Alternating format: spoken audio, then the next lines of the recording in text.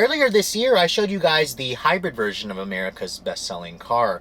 However, the majority of Camry owners end up taking home a conventional gasoline-powered model. Today, let's take a look at the 2016 XLE equipped with Toyota's ubiquitous 3.5-liter V6 engine.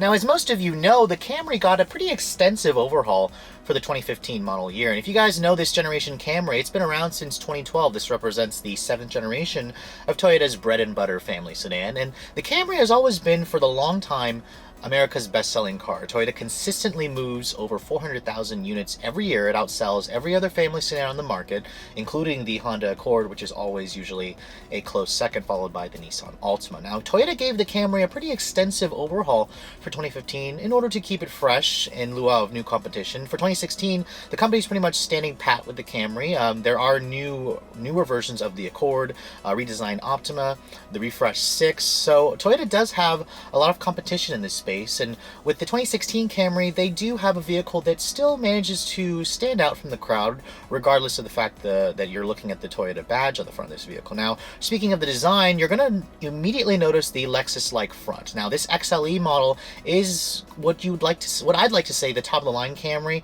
There is a new XSE trim that was new for 2015 that kind of represents the sportier version of the Camry with the XLE's luxury features. Now, those of you who pick an XLE are going to pick it for its softer suspension tuning and slightly less aggressive front end design and wheel and tire package. Now, the V6 Camrys do give you some other niceties. Regarding the price, it's about a $4,500 jump to go from a 4-cylinder XLE to a V6 XLE, but Toyota does give you some nice things to compensate for that price increase.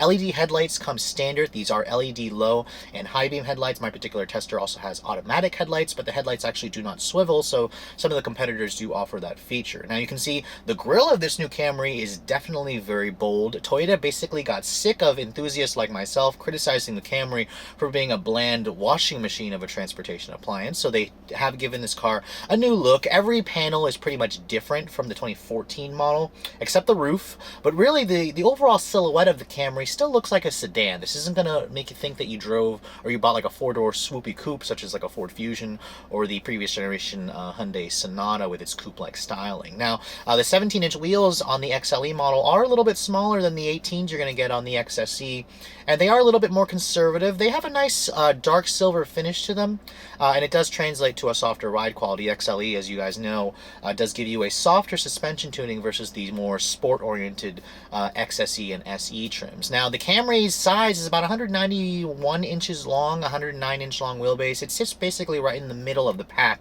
in terms of its overall length, which gives the Camry pretty class-competitive room on the inside. Now, the rear of the car got a pretty heavy refresh. The taillights pretty much mimic the current generation Corolla, and Toyota did make the overall rear end design a little bit more tasteful versus the 2012 to 2014 model. But one thing they did take away are LED taillights. A lot of the Camry's competitors do have the energy saving and much more bright looking and attractive looking LED option. Even the Camry Hybrid that I showed you guys didn't have LED taillights. There are no LED turn signals in the side mirrors. So there are a couple of features here where I'm noticing Toyota is skimped. They do want to give you a reason to step up to a Lexus product. But let's take a look at the interior and see some of the changes that Toyota's made and see what the interior is like of a fully loaded Camry XLE V6. Now, because my tester is a fully loaded model, it is equipped with Toyota's smart key access system. Now, all you'll have to do is basically keep this key fob on your person. You can just keep it in your pocket. To lock the vehicle, you just tap this little button right here. That locks the vehicle. To unlock it, all you have to do is just touch your hand right here. It automatically unlocks the doors. I like that it's the newer design. Now, you can see the interior of the XLE V6 is certainly a very nice place to spend time. These leather bucket seats certainly look very comfortable. They look plush. They are a little bit on the harder side for me, but you can see the overall design of this interior hasn't really changed much since Toyota introduced this 7th generation Camry back in 2012. There are some new trim pieces here and there, a new steering wheel, but overall, it's a very inoffensive, very simple looking cabin to cater to the specific buyer that a Camry goes for. Now, stepping inside, it has a pretty easy step in height, as you expect in a family sedan like this, and when you shut the door, it has somewhat of a tinnier feel. I know that some of the competitors offer a little bit more of a solid thunk when you do shut the door. Now, because this vehicle does have the Toyota's intelligent access key, all you have to do is keep the key in the vehicle, put your foot on the brake, and then push the button here to start the engine. And of course, what you barely hear is Toyota's very ubiquitous 3.5-liter V6. The company's been using this engine for years. It was introduced in the Camry back in 2007. It's part of the 2GR engine family. And you can hear it's a very smooth engine. It's also really nice to rev. It's a really good engine. So even though Toyota hasn't changed it in the last few years, a lot of buyers probably won't notice that, and we'll get out on the road. I'll show you more on how it drives later on. Now, you guys remember my review of the SE model. You can see the XLE definitely has a couple of differences here. You do have some dark wood grain style accents here, which is most likely fake. The center stack here has also been updated slightly with some new trim pieces here. There's a new silver painted plastic area outlining the center stack, which helps brighten up the cabin a little bit. The door panels, they are soft touch on the upper portion here with some leather stitching there. I kind of wish that Toyota carried over the leather stitching here. It is padded on the armrest here, but it just doesn't have this nice stitching such as the upper door panels. Now, the XLE does give you automatic one-touch windows for all four. If you guys go for an XSE or a lower trim or an SE, it doesn't give you one touch for all four, so there is a reason there to choose the XLE trim. Regarding the upper dashboard, you can see there is some stitching right here on the upper portion. It is soft touch. This portion right here is hard touch plastic, but it has a pretty nice looking graining, low gloss. It is soft touch right here where the airbag is. The glove compartment is hard touch plastic down there, but you can see it's a decent size. It's not lined with felt, but it is damped. So Toyota gives you some pretty good storage options. Now, the steering wheel is also all new for 2015. Previously, the 3-spoke wheel was typically limited to the SE model, but Toyota, you can see, is now giving it on most of their models. The leather wrap feels good. It has some nice bolstering extension. The rim itself is actually pretty thick, considering this is the base, or this is more the comfort-oriented XLE. It's a little bit interesting. The gauges are also specific to each trim. The SE, XSE, and then the new Special Edition trim have blue font, or the Special Edition has the blue font, while the SE and XSE have a red font. You can see the LE and XLE has more of this classier white font. These are electroluminescent. They do look very nice. They're easy to read at a glance. That helper screen in between is also new. It's controlled via this little controller here, which kind of, you can cycle between your driver assistance. This car does have Toyota's technology package, which gives you their dynamic radar cruise. You can also have the nav display here, which will give you directions, your music sources, your music information. So, I mean, overall, that kind of reminds me of a Lexus when I see that, but the rest of this cabin will not fool you into thinking you're in a Lexus. Now, the seats, I want to talk about those really quick. First of all, I don't really like this ash-colored leather. It kind of looks like it's already dirty, and it gets dirty pretty quick if you guys don't keep it clean. The seats themselves, they look very comfortable, but I have trouble getting comfortable in them. I feel like I'm sitting on top of the seat as opposed to in the seat. Some of the Camry's competitors have certainly given you a much more comfortable seat versus this particular one that I'm driving and the SE that I showed you guys. Now, coming to the center stack here, I'm going to briefly touch base on this. This is Toyota's 7-inch Entune display. This is the company's corporate infotainment system.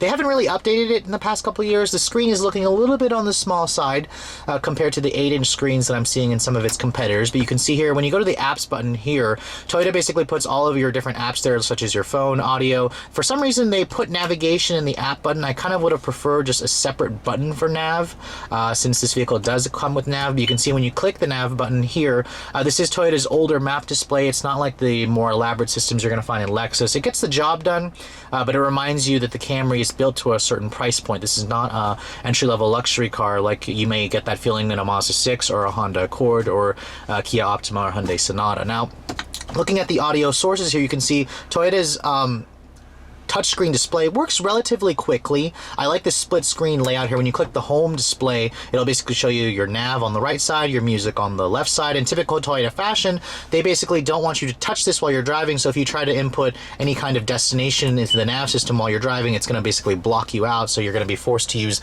the voice commands, which work okay. They're not the best in the business. Typically, I don't really like voice commands at all in this category. Now, going back to your apps here, when you go to your audio, Toyota does offer different sources of audio. You have your AM, FM, XM, you have your Bluetooth streaming. You also have Pandora and iHeartRadio in this vehicle when you guys go to when you guys download the Toyota app onto your phone. One thing that is new for 2016 is the QA wireless charger. When you look inside this very nice storage area here, if your phone has that backing plate, you have to get the special adapter for an iPhone. You can just put the phone right there, push this button right there, and it'll automatically charge your phone without a cord. So that's really nice to have. A lot of people, or a lot of manufacturers, are definitely going to that, so it's nice to see Toyota throw in that technology. Now, every Camry will come standard with a backup camera. This particular one, it doesn't have trajectory, it just has distance markers. So some of the Camry's competitors does offer that feature. There's no parking sensors either, so there's another area where Toyota is not offering all of its premium features. Dual zone automatic climate control, you can see it comes on this vehicle. This vehicle also does have their 10-speaker JBL Green Edge audio system, which sounds okay. It's nothing special. It's not like the Mark Levinsons you're going to find in the Lexus product. Now, a couple things that are missing looking at the rest of the center stack. There is a heated seat function, but there's no cooled seats. There's no heated steering wheel, and there's no memory seats. I was a little disappointed to not see memory seats in the XLE version. You can see there's lots more buttons here for your blind spot monitoring, lane departure alert, the Toyota pre-collision system, which will automatically hit the brakes if you're not paying attention.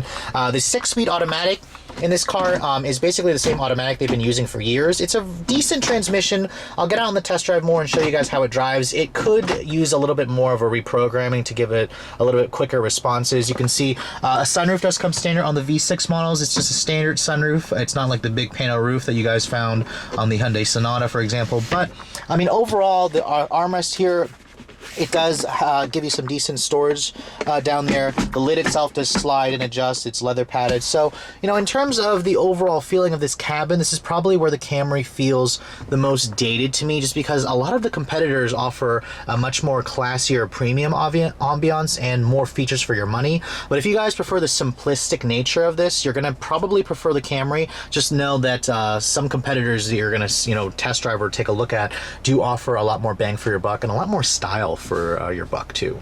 Now, the backseat area of the Camry has also been a pretty high point for this vehicle. It doesn't give you class-leading space like the Honda Accord or the Volkswagen Passat, but this does give you more room than a Ford Fusion, a Chevrolet Malibu, a Chrysler 200, for example. Now, getting inside the rear seat, it's a pretty nice step in height as well. You can see this is where I'd have the seat to drive. And there's very nice foot space underneath here. 2 map pockets you can see. And then the floor right here is mostly flat. So if you're going to sit in the middle seat here, it's not as bad as I thought it would be. You can basically just leave your foot right there on the hump. There are vents back here as well that you get on the upper trims. And when you shut the door pretty much sounds the same as the front. I am disappointed to see that there are hard touch plastics here on the upper portion. This is the fully loaded XLE model, so I kind of wish that they carried that through, but there is more leather stitching here. And then the window, like I said, is the automatic variety from the front, but from the back, however, it's actually not one touch, so you only get that feature when you are in the front seats. Now, Toyota does give you a separate trunk release portion here. It's located to the side. It kind of feels very similar to the tag light, so it's a little bit hard to find at a glance. But you can see the trunk capacity on a Camry is pretty class competitive. It has a very large opening, pretty low lift over. There are hinges here that do crush your cargo, but you're looking at about 15.5 cubic feet of space. So this is a very large, deep trunk, so you can put a lot of stuff in it. You can see the seats are 60-40 split fold down, so that's very nice to have. Looking underneath the floor here, Toyota does actually give you a spare tire. A lot of the competitors have gone to the fix-a-flat kit, but you can see Toyota still gives you a temporary donut spare. So those of you who really care about that, you'll be glad to see that Toyota has included that feature in the Camry still.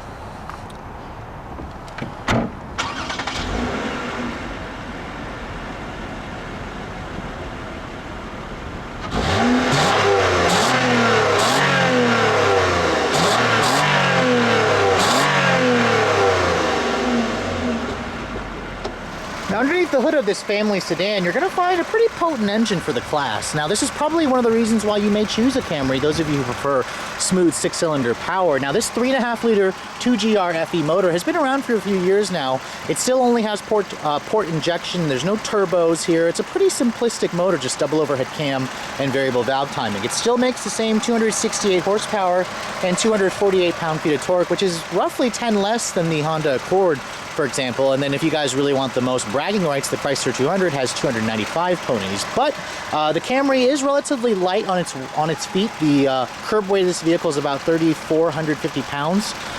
So it is a pretty good weight to power ratio. Now, the Camrys all come with front-wheel drive. There is no all-wheel drive available on a Camry. They all come with a 6-speed automatic transmission. There's no manual available anymore. You guys can also pick a 2.5-liter 4-cylinder. Why would you want to sacrifice the fun? The fuel economy of this V6 also is not that bad considering the 4-cylinder's numbers. The 4-cylinder is rated at 2535. This V6 is rated at 2231 with a lot more power. So let's get out on the road and see how it all works together, shall we?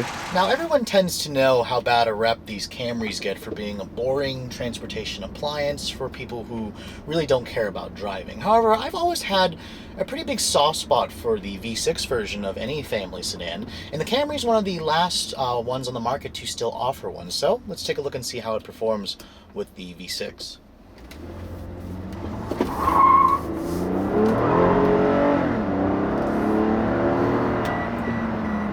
Now, one thing about a powerful front-drive family car, or at least anything with this much power going to the front wheels, it tends to be a rather handful when you guys put your foot down. So these V6 Camrys are definitely quick. They've always been quick ever since Toyota put this V6 in the car. I've seen the 0 to 60 times range from 5.7 to about 6.1. This feels right in that range, and it's one of the quickest accelerating family sedans on the market.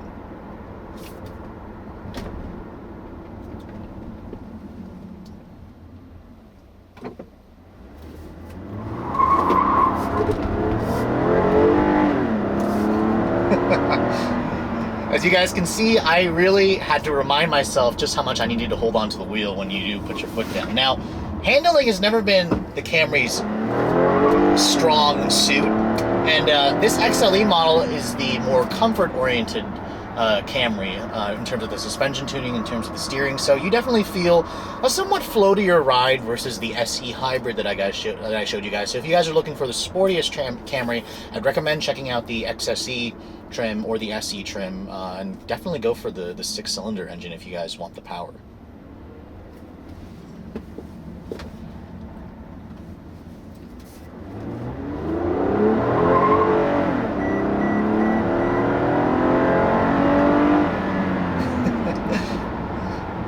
So one thing that I definitely noticed when I first put my foot down with this Camry is this thing may be actually too fast for the kind of buyer that typically buys this car. I mean, Granny is going to seriously have a huge grin on her face, or she's going to be freaked out the first time she puts her foot down and she feels that P in performance with this V6 engine. Now, the funniest thing about these Camrys is they're so quick. Like, you could basically look at that punk kid that's next to you in an SI or a BRZ at the light that's trying to cut you off, and you could smoke them in this V6 Camry, and it's rather comical actually when you put your foot down. So again, this is a pleasant surprise, as I've always viewed the Camry as an annoying, boring transportation appliance that is just really boring to drive. But this thing with the 6-cylinder is actually quite comical. Now, in terms of the handling, this is where the Camry, at least the XLE model, really falls on its face. The soft suspension tuning is rather disappointing when you get on a road like this, where the car floats over bumps. It still has that floatiness. I didn't feel that floatiness in the SE, so if you guys are looking for something more comfortable, I'd recommend going for the SE or XSE. Now, the ride quality is rather comfortable, and it is pretty quiet, though. The V6 models give you an acoustically insulated windshield, so it's even quieter in here, and it approaches Lexus levels of quietness. There's a little bit less road noise versus the SE hybrid that I showed you guys earlier this year. So if you guys are looking for that isolation chamber, the Camry XLE or LE is basically the model to pick. Now, the steering in this car, of course, is electric power steering, and it is numb, of course, and it's a little bit slow to respond, but the Camry handles precisely. It's not like horrible handling. It's just not really going to inspire much confidence for when you guys get on a back road. I recommend a Mazda 6, a Honda Accord, a Ford Fusion if you guys are looking for more a sportier driving family sedan.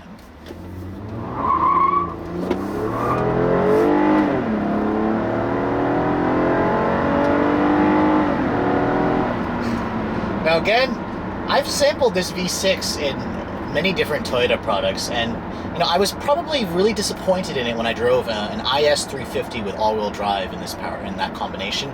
It was quick, but honestly, it feels even quicker in a family sedan like this, just because you're not expecting a car like this to accelerate so briskly, and it's rather a pleasant surprise So I can see why people love the refinement of a Camry. I mean, it's very smooth. It's very lacking in annoyance. I mean, getting out on the highway here, it's quiet. It rides well. The seats are not the most comfortable seats in the class. I'm a little disappointed with that just because I expected the Camry to have the most comfortable seats in the class, and I really don't think that's the case, at least not for me, so you really need to try the seats out. But, I mean, getting on the highway, the visibility in here is good. You have really good sight lines throughout because this car doesn't have that floating roof. And my particular tester has the technology package. So this is the first Toyota product that I'm showing you guys with their adaptive cruise. They call it dynamic cruise control. Now, it doesn't have the low-speed follow like some of its competitors do, or at least you have to go jump up to a Lexus to get that. But the car's radar sensor will follow the car in front of you up to about 25 miles an hour. And then if you decide to cross your lane without signaling, it has what Toyota calls lane departure alert.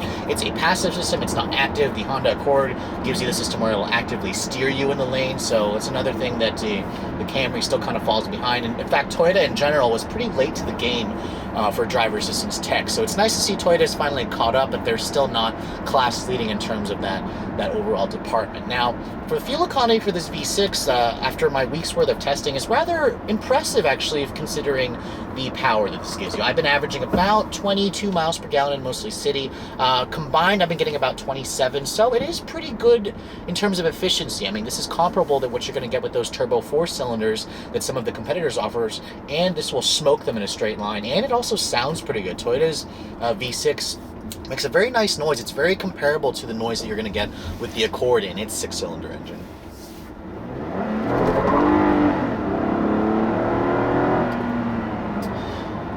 But regardless, I have to say, coming to the conclusion of this review, I was pretty much anticipating that I would be bored with the Camry. And to be honest, in the handling department, I'm pretty bored with it, but as a practical daily driver, this is pretty much exactly what most buyers need. About 90% of buyers would be very happy with this car.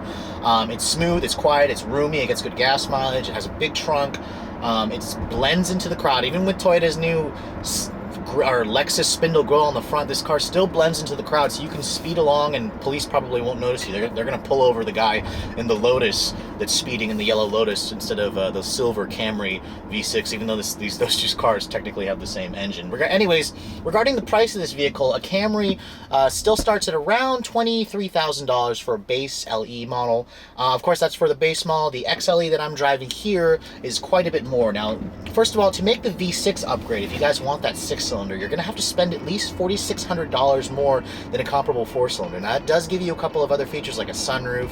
The convenience package just gives you the push-button start.